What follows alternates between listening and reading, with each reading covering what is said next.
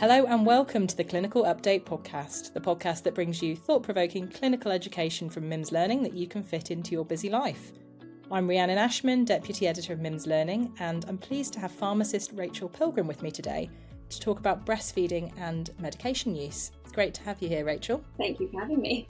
Now, this is a topic I've wanted to bring to our podcast for a while now because having breastfed my own two kids well into their toddlerhoods, I feel really passionate on a personal level that more women should be supported to breastfeed their children for as long as they'd like to. And from a professional standpoint, I feel strongly that primary care need the tools to be able to provide that support.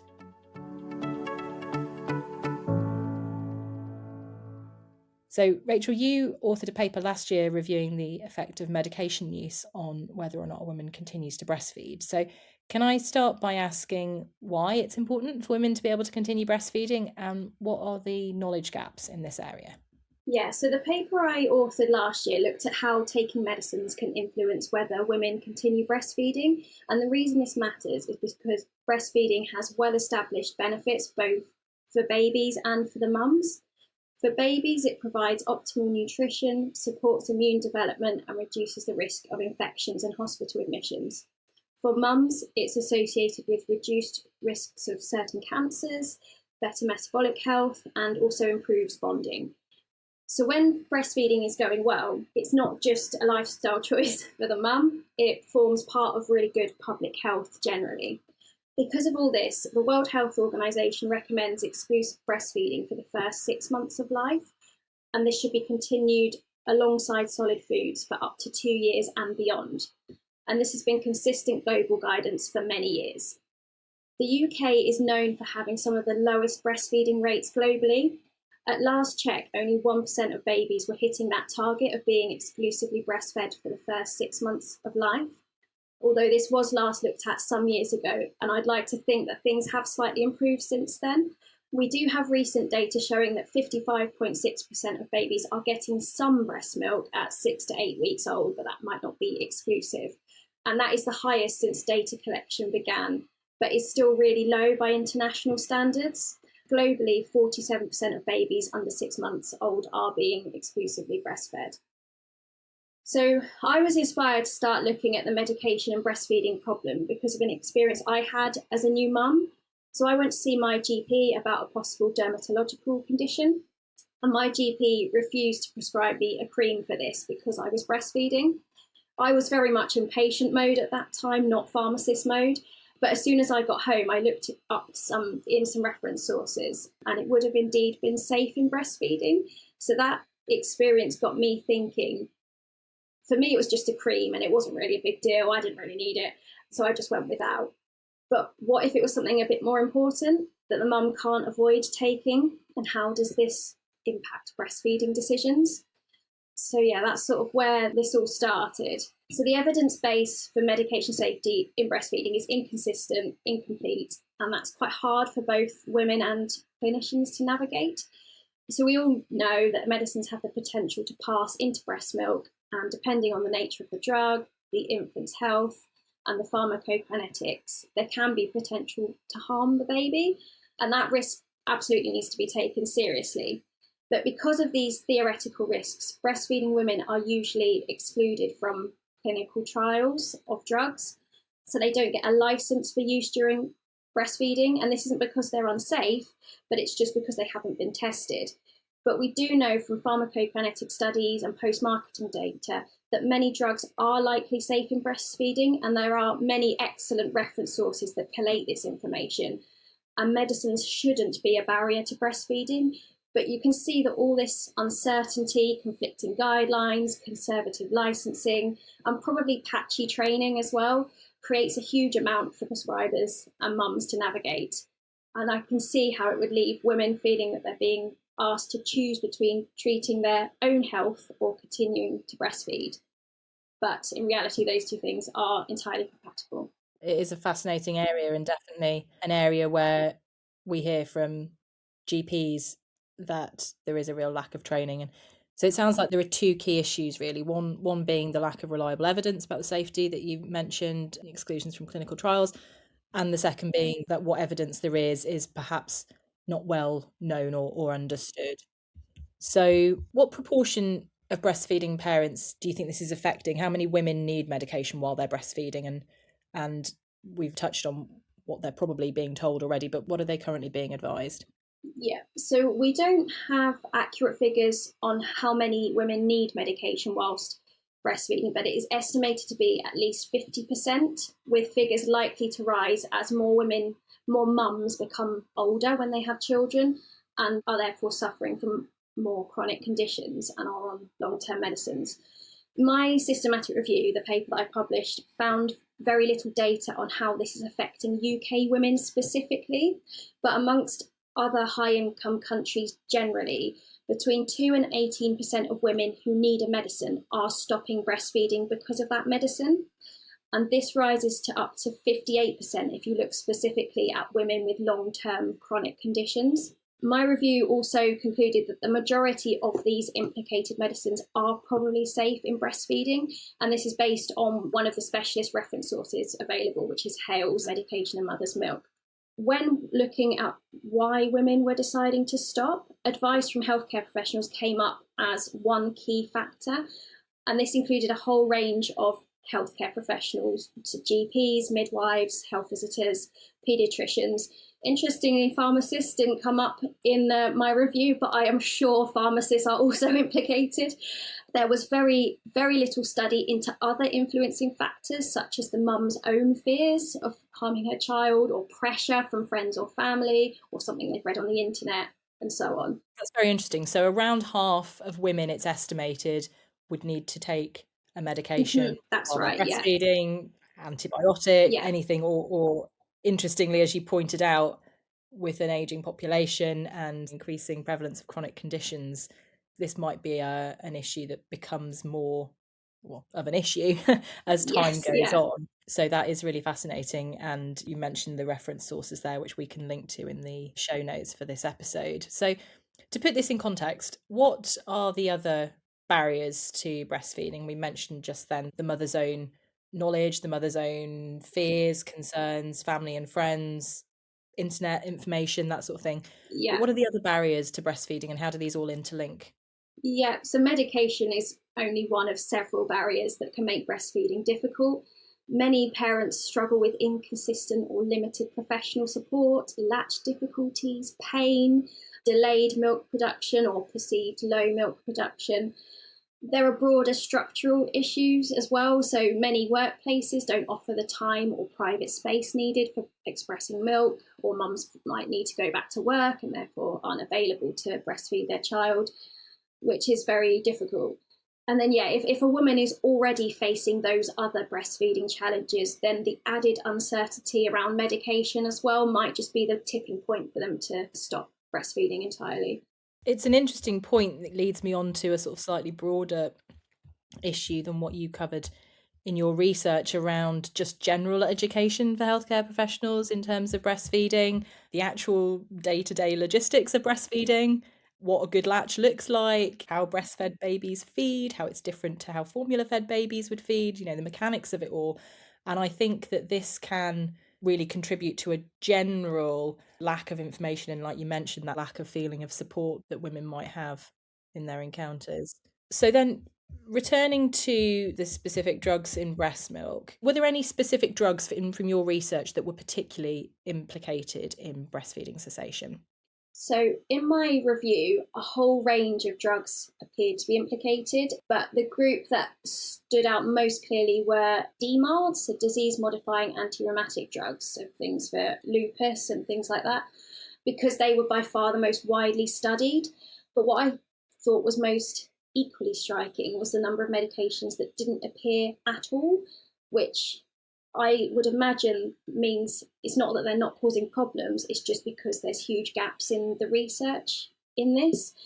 For example, there was nothing about medications for inflammatory bowel disease, epilepsy, asthma, diabetes, all of which you would expect women of childbearing age to be using. To me, that signals that we need to explore more of these areas so we can understand further the impact that medication is having on breastfeeding decisions. So can we talk a bit more then about the physiology in terms of how drugs are transferred to breast milk, the nuances around timing of medication and feeds, the age of the child, that sort of thing? Yeah. So most medicines pass into milk by simple diffusion, meaning that only a small, unbound, lipid-soluble portion of the drug crosses from the mum's bloodstream into the milk. The amount transferred depends on several factors, so it's the drug's size, protein binding, its half-life, and how lipophilic it is. So timing can also play a role. So many drugs reach their peak concentration in the mum's blood about 1 to 2 hours after it's been taken. So in some cases, taking the medicine just after a feed can reduce the infant's exposure. But this isn't necessary for all drugs, and for medicines with long half-lives, it makes much less difference. And the age of the child matters too. So newborns and preterm babies are going to clear drugs more slowly. So if they do get a little bit of a drug through breast milk, there is a risk it can accumulate and cause issues. Whereas older infants have more mature metabolisms and they're going to receive a much lower dose relative to their size and the milk intake. So all of these factors mean that breastfeeding and medicine safety isn't a simple yes or no. It's about understanding how the medicine behaves in the mother and thinking about the baby as well and how well they'll be able to handle that exposure and also how much is likely to get into the milk. A really complex situation. And presumably, similarly, it might impact on advice that women might be given to temporarily stop breastfeeding. So rather than people being advised to completely stop, I know, for example, sometimes women are still incorrectly advised to pump and dump after a general anaesthetic, for example. Yeah, so we talk about that a little bit. That's a really important point. Interestingly, one of the studies that came up in my review highlighted the case of 5 women who were advised by a healthcare professional to pump and dump while taking a medication. And so for anyone who doesn't know what that means, pump and dump would mean that you would express breast milk and just chuck it away so you're not feeding it to your baby, right, in order to essentially like flush through whatever and make sure that your baby's not exposed to anything. Absolutely. So yeah, and in all 5 of these cases, this unintentionally led to breastfeeding discontinuation because their milk supply dropped as a result of this. So this really illustrates that whilst that advice sounds well-intentioned and sounds like a good middle ground, in practice, it's just as disruptive as asking women to stop breastfeeding altogether. So it kind of shows why we need some clear evidence-based guidance on this. Yeah, absolutely. That's very interesting. So are certain women more likely to discontinue breastfeeding due to medication use? Is there a health inequalities aspect to this? There does seem to be some health inequalities to this. In my review, there was one Greek study that had a look at this and identified a few factors associated with a higher likelihood of stopping breastfeeding because of a medicine. This included things like lower educational attainment, a caesarean birth, having a chronic health condition, which you would expect, having to go back to work at 6 months, and having less breastfeeding experience as well. So what are you hoping will be the impact of this work on primary care and on parents, and what would be the next steps for research in this area? Firstly, I'm hoping this work will draw attention to this problem. The review highlights that medication-related breastfeeding cessation is still quite poorly understood, that healthcare professionals are lacking the information they need, and parents are left trying to navigate this uncertainty. It also exposes major gaps in UK-specific data. So as I said, most of this data comes from other high-income countries. So that's why the next step for my research is to directly explore parents' real-world experiences in the UK.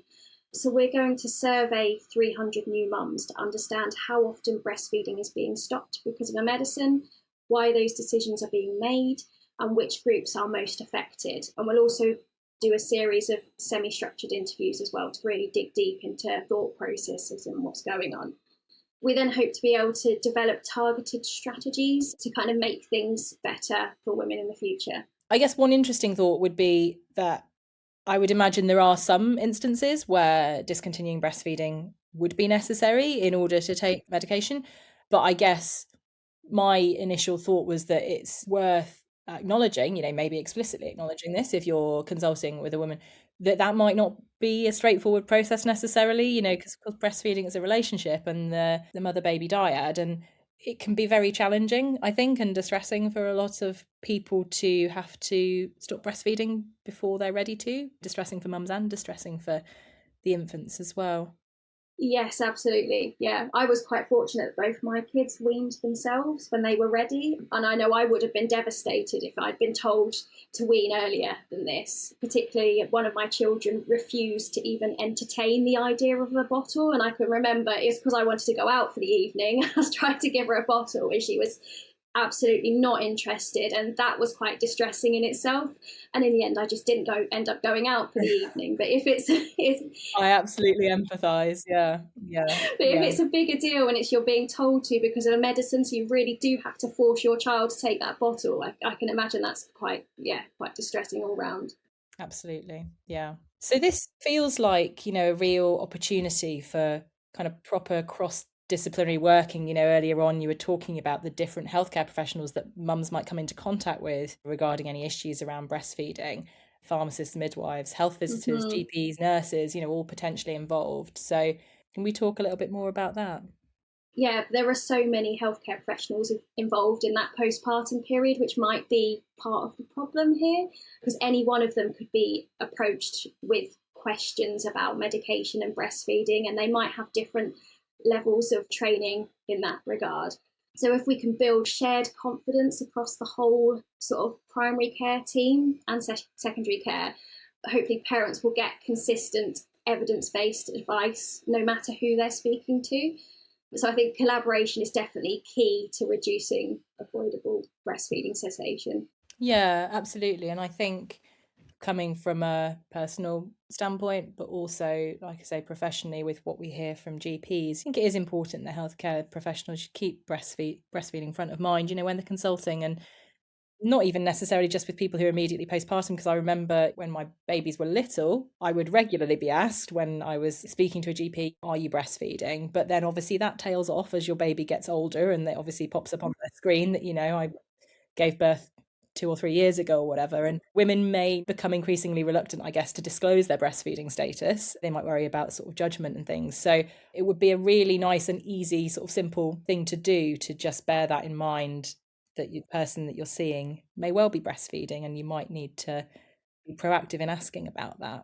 Yeah, definitely. Just from my personal experience with that cream for the dermatological condition, my GP said to me, it's okay, I'm sure you will stop breastfeeding soon anyway. And my son was just over 6 months at the time, and I had every intention of following the World Health Organization guidelines until the age of 2.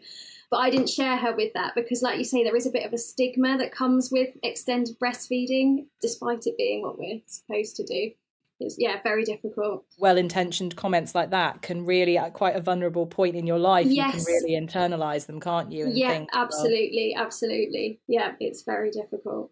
Well, it's been really interesting to hear about your research, Rachel. Is there anything that you wanted to leave us with? Any key points, anything that you'll be taking into your practice as a pharmacist based on this work that you've been doing that you might like to share with our listeners? One of the difficulties in my practice that I see is these are often not a simple answer. If you are busy, you've only got 10 minutes allocated to a patient. If you're a GP or as a pharmacist, these things come out of the blue. You're not prepared for them. You might not have time for them in that moment. And in terms of how we make things better in the future, how do we tackle that? Like, how do we make sure we have got the time set aside to be able to tackle this? Yeah, I'm quite fortunate where I work as a pharmacist. I work in an elective surgical centre, so everything's quite planned. If I need to put everything to one side to spend half an hour helping a breastfeeding woman, I can do that, but not everyone has that luxury. So yeah, how do we tackle that? And are there any key resources? You mentioned one already. Are there any sort of key reference points that you would advise people to take a look at if they wanted a bit more information? The Breastfeeding Network has loads of really good leaflets designed for patients that kind of explain what's safe. There's one that explains the difficulties around why patient information leaflets in drug boxes might say one thing, but your doctor's saying something else. So that's really useful. They can also be contacted via social media and via telephone by patients if they're not sure about what they're being told. So that's a really good place to refer patients to. Also, the UK Drugs in Lactation Advisory Service that healthcare professionals can contact with questions.